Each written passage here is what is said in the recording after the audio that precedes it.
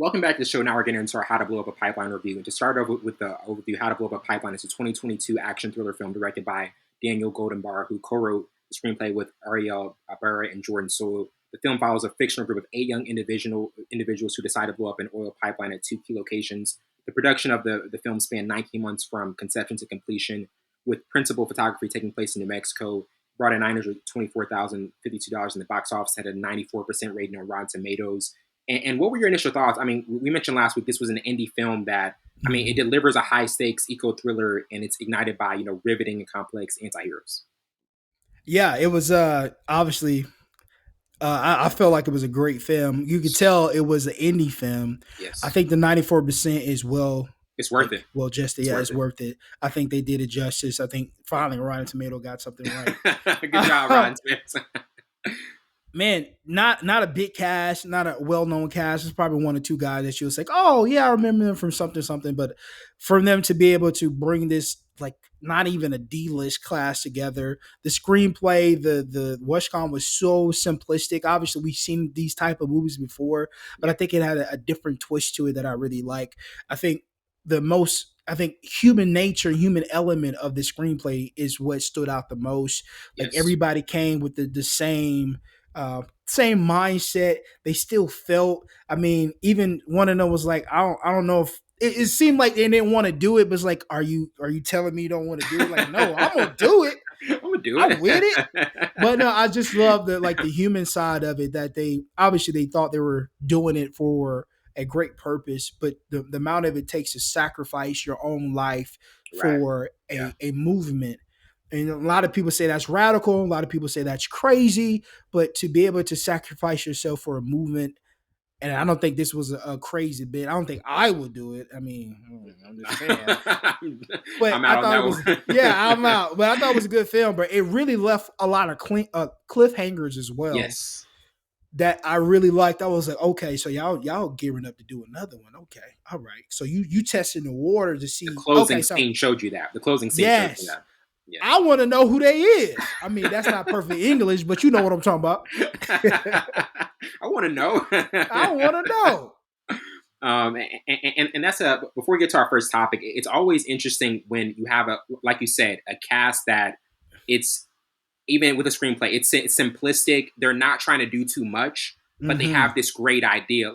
Like, what do you think a director has to think about when he knows he has a unique idea, but he's also like, I'm not going to do too much with the visuals and with the people I'm bringing in. That's the whole. That's what the MO of his indie film is, right? And also just understanding what your resources are. Right. It doesn't have to take a freaking full blown Genius. screenplay that's gonna be like, oh, we're gonna do like no. It was so simplistic and moved along, but I think it was shot well, and I think it was written really well. Yeah. And I think they didn't need a lister or a B lister or a C lister to bring this film out. I think everybody gel well together and the characters gel well together. I think this was well written. I think that was the biggest. The writing was top notch. This was top notch writing. They could have shot this on an iPhone 9.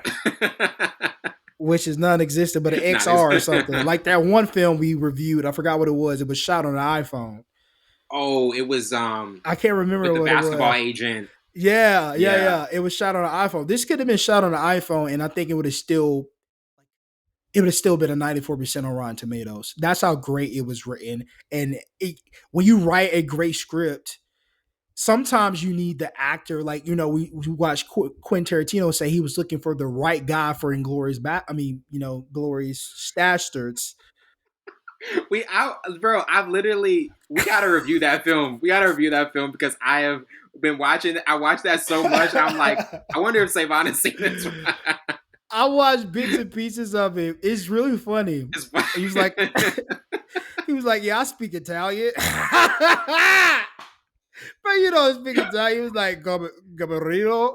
And then other dude was saying somebody's name 5 times. That was Yeah, super funny. it was so But funny. he was like, it was so hard to find the character who could fit the general who speaks all these languages and all these things. And he Mm. finally found, he was like, did I write it too good? I can't find anybody to play. So sometimes when you write a great screenplay, you need that right actor to bring it out. But in this Yeah, case, it was written so well, so simplistic that anybody could play this role and bring it out and be a 94% on Rotten Tomatoes. tough to do. That's really tough to do. Absolutely. And now getting to our first topic, from 1 to 4 stars, what would you give it? I mean, I would go with 4 because I think it's an extremely emphatic, passionate movie, and it moves toward a sense of urgency as the movie builds up to a zenith. And I just love the build up. I love the character just introductions that they had, and showing each person's story before they get to the climax of the movie. From 1 to 4 stars, what would be your particular rating? Having it a 4, too, just it was written so well, and didn't have to have this to be shot well. And a lot of films get by how they shoot it, the action in it, and the screenplay and the monologue. I thought the monologue was really good, dialogue was really good. I think all around this film checked so many boxes. And like I said, it could have been shot on an iPhone 14, 13, Max. Not Uh, every movie can be shot like The Last Black Man in San Francisco was, which we love. Do you remember that? oh Yeah, my you remember that film? goodness. That film was a Yes, jump at bro. you. It's oh man, I want to meet him and just pick his brain on Yeah, how he that's the guy got we want all to that talk to. together. Yeah, Yeah, bro, he shot that really well. yeah, So yeah, I give it 4 stars. If they bring out a sequel, I I'm hope they in. get like I'm in. backing and the money so they can like bring it out. But I hope that doesn't take away from the writing, which I don't think it would.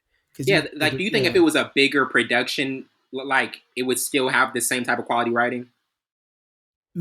maybe because some Because I don't companies want it to be one of want you those like to massive productions where like the world knows it, and then we're like, man, it wasn't as good as the first one. That was like right. more for us. Because there's a lot of nitpicking. Like, I Yeah. think you should change this. Oh no, we're gonna bring more writers in here. No, if they do, I want it to be like a Quentin Tarantino. Mm, Like, I would like like that. his right. You don't change my writing. This is Mm, mine's. You just back me with your money, okay? And I hope it's just like that because he's a fireball, bro. He believes he in it. is. That's why he does strategic writing and directing the movies that he wants to put out into the world. And if that's the case with this, I hope it's the same type of feel. They don't change. It just back them and give them the money, Yeah. and maybe add two like C-lister, B-lister guys into the mix. Mhm. Absolutely. And I'll get into our next topic, favorite character. I would go with Dwayne because he was very isolated from the group in a sense at the beginning, but was eventually like emotionally tied to them at the end. And even when he was at the bar near the end, he was still curious as to know what happened with the plan, and so much. Yeah, obviously the situation with his wife from the beginning, there were things that he was having to kind of compartmentalize to join this group, and really Excuse me. assist them. But to you overall, who's your favorite character? Michael. Michael was such a character that needed to be implemented because he just says he's that he's so monotone, right? And he's so like straight face. Don't show emotion until he opens his mouth. Yeah, so You're not gonna just says something. Yeah. right. You're not gonna think he's gonna say that crazy unless you know him, obviously, right? So if I met him and I'm like, okay, he's like a quiet guy, he ain't gonna say nothing crazy. Jesus was a terrorist. What? Like, whoa, bro! I thought you were the quiet guy in the back of the classroom. Excuse you, sir. So I like this Man, character because it was well needed in that group that he'll say things that they weren't willing to say or he didn't care about saying. And then he was, the orchestrator of creating all these bombs, well, creating the bomb and creating this thing. So yeah, his character I think was well needed. I think it was written well. I yeah, think he developed faster than the other characters in my opinion. for sure. Quick. Yeah, super. Really quick. Yeah, Jesus was a terrorist. I was like, whoa, just hey, hurts. Wellington, hey, whoa, brother. Wellington. That would be, I would be that guy really. It's like, Wellington, you said that. What did you send me?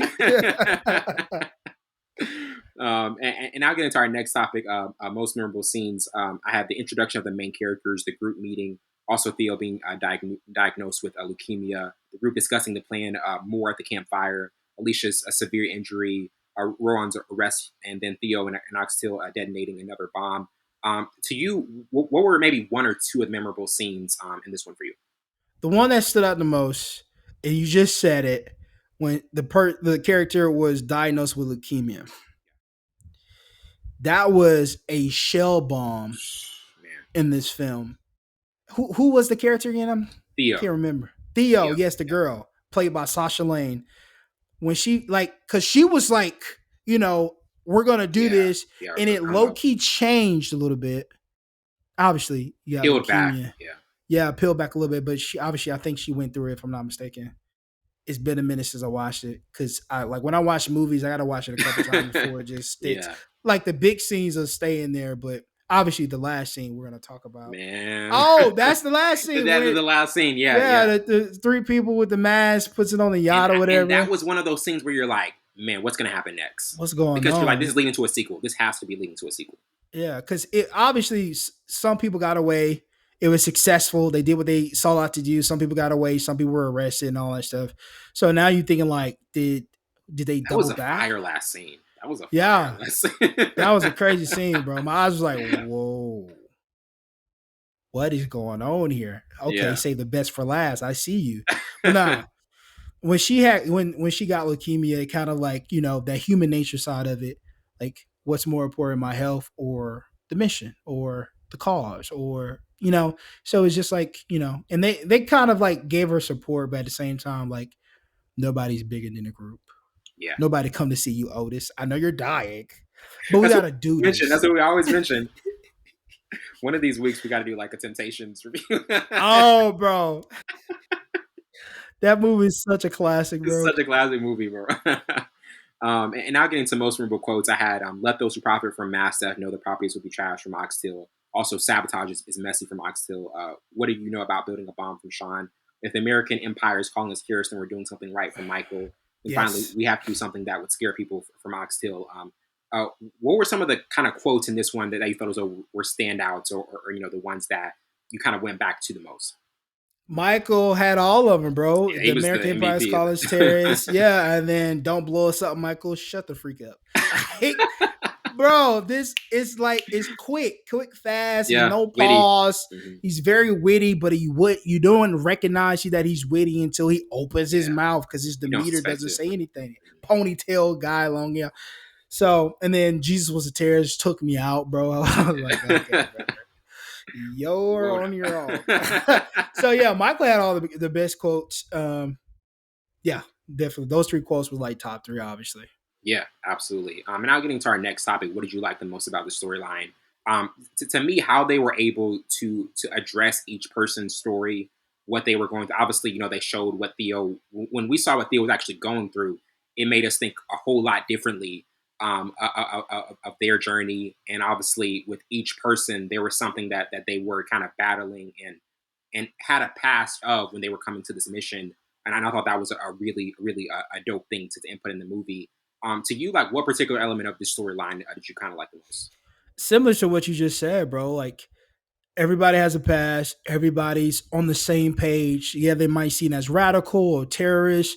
They all want the same thing, and that's extremely difficult in this time to be on the same page, even if it's something as extreme as blowing up a refinery. But also that the screenplay was very simplistic. That they implemented like bombshells within the bombshells, like leukemia, like people wanting to back out because it's so extreme, or are they gonna die? Like, I think one of the girls like, are you gonna blow us up or something? He he was like, I don't know. That was Michael. He was like, I don't know. we're gonna see. So it's just like they had that, all the different elements in the human nature, as well as they were successful. Like, most of these like things don't pan out, but it panned out, and everybody knew there was consequences, right? And then now we get this last scene that's so like oh man, it's like a cliffhanger. Like, who's that? Who's in the mask? Because you can't tell by the body type who they were. I could not tell who it was. Male, female. Like if listeners, if you remember the last scene, you cannot tell who those people were. No. So that them being able to add that in, obviously it was a success. Obviously it was consequences, and then now they got the thirst. It was like, okay, we did this big thing, we planted out, there was consequences, but we can't. Yeah, what's next? Now we can become this radical group. So I think that writing that opens up so many doors for the writer to like, do they become a radical group? Do they just be local? Do they go international? Do they add other people into it? Yeah. Like, so it's so many things that you can add into it that can like bring it Build out it. and become, Yes. yeah, and become this big thing, and everybody knows what it is. Definitely. And before we get to our last topic, it's interesting because sometimes with the movies that they do get the high ratings on Rotten Tomatoes and do the critics love them. People really like go to this and they're enamored by it. A lot of people. This is getting high praise from a lot of critics, Yeah. obviously, and a lot of people are noticing it. Like to you, what do you think this movie is doing to kind of get that mass praise and just notoriety from critics? It's the writing. It's the screenplay, because we've seen this so many times in different forms. I can't. It was. I don't know if this was on a TV show about rich kids getting back at their parents by staging all these things. That's radical. Like, we've seen so many We've different seen stuff like this facets before. Yeah. all this before, but how did this simplistic screenplay become this thing that you cannot not stop watching, At and it all. is intriguing, and it flows well, and the characters are developed so well. It's just written well. I think that's the biggest thing, because we've seen this before. How do you put a twist to it? How do you bring different characters in it? That leukemia was a bombshell. Nobody expected that, because we're focused as not listener, as viewers, of Right. how they're going to be successful. These people have never done this before. How are they going to be successful blowing up a refinery? Yeah. Oil Right. refinery. How are they going to do this? How are they going to create a Are they bomb gonna pull without this killing off? themselves? And then boom, somebody got leukemia. But Mm. like, you know what I mean? So it's just, I didn't expect that was a bombshell. I was like, what? You got to add Wow. leukemia? To all And what this, to everything all it that we're already is? doing. Like, it was insane, Take that bro. over. So Yeah. I think the Definitely. writing is what people are really like, okay, this screenplay doesn't have to be this complex thing. It could be simplistic, get back to the drawing board. And indie films are really kicking box office films out the water. Yeah. Had Like, you I even don't heard about this movie before I sent it? know, which Yeah, is weird. yeah, yeah. Because we like when I sent it to you, I was like, is Savon even gonna like be into this I movie? didn't So even I, know I what it had no idea. was. I was like, how to blow up a pipeline. What? These kids gonna copy this. What are you doing? But it was Full so scope good. showed me, mom. No, we It's full didn't. scope. Like, The no. movie did. It was a movie. Watch on Hulu. This thing is not PG-13, by the way. And now get into our last topic too. So now, do you still think it will be watchable and intriguing? Obviously, this is such a current movie just coming out. Um, to you in terms of the because for me, I feel as though this is the type of movie, like you said, when you have quality writing and you have a solid, I mean, a unique idea and a cast that is not like an A-list cast, but just they complement each other so well. I feel as though it's a movie Mhm. like you're gonna want to keep watching, and it may not be your type of movie, but if you give it a try and a chance, I feel as though it's one that really will impress you. But how do you think this movie will kind of age a decade from now, and also for the people who haven't seen it, what could bring them into it? And it needs more exposure. Yeah, Like, definitely. because I didn't even know it was, a thing until you was Out. like, Yeah. you sent the notes of where we were going over for the week. And I think it's like the one, and I say this again, and I always refer to this with that one film about, it was on Amazon Prime, that you're not gonna know what it is because it's like Oh, in the Nanny. Yep. archives. Yes, Nanny. That was a good film, but it's so deep into the archives. This needs more exposure, and I think obviously Yeah. that's why it's an indie film. It's low budget, simplistic, not going too crazy, but it needs. Hopefully, it gets like nominated so it can be I blown would up. love for that to happen. Like Yeah. the one film that you like so much and it won. I don't. I Parasite. just Yeah, yeah. I'll never forget that episode. It's like, what is this, bro? This indie film going crazy, but Yep. it had It's that, it swept. gained that It's yeah, swept. bro. Yeah. So hopefully, because now you got 94% Rotten Tomato, you got a lot of stuff going for you. Hopefully, you get nominated so that exposure grows. So if they get that exposure, I think, yeah, And I think that this should be watchable. And the thing that actually happened was it last year it was released in select theaters, so it wasn't like Uh, mass distributed. This year is when they finally put it out on streaming platforms. So that was the thing. It was even put out, I think, near the end of last year, and right. then a couple weeks ago they're like, let's put it out on streaming platforms, and now it's getting the buzz again. Hopefully, it gets that exposure. That's the I only hope so. way that type of indie film is going to survive Yeah, for and eons. we need more films like this. Yeah, These are quality. Yeah, these types of I films are think very they're quality. kicking butt, bro. The last one, I know it was an A24 film, but it started as an indie film first. The Whale, bro. Yes. I think that's the best movie I watched this year. Oh, I gotta check And that it, one out. I gotta check that bro, one it was so good. Warning, he's he's a he's a he's a LGBT out. guy. But it is so good. It's written so well, bro. And it's only like one place. It's just like Malcolm and Marie. Oh yeah. Everything occurs in The his one movie I was wrong apartment. about. The one movie I will admit to this day I was wrong about. That That movie was the is one just movie. That so was the one good, movie I was bro. like, man, I should not have given it 3 stars. But I can't find it. Can't find it Oh on really? Netflix. It's not on Netflix Wow. anymore. Bro, such a great that was Such a yeah, good movie. anywho. Yeah. But yeah, you gotta watch The Whale, bro. Super, super good. Mhm. And yeah, and that was started as an indie film and then it got backed by A24. Anything A24, Yeah, they started to take over. for sure, Started to take definitely. over. But this one, How to Blow Up a Pipeline, really, really, yeah. Hand claps for this one. Really, It's really a good good film. one. Really, really well done. Well, that wraps it up for tonight. I'm your host, Windsor Burns. I'm my counterpart, Savon Morris. This has been Full Scope. See you later.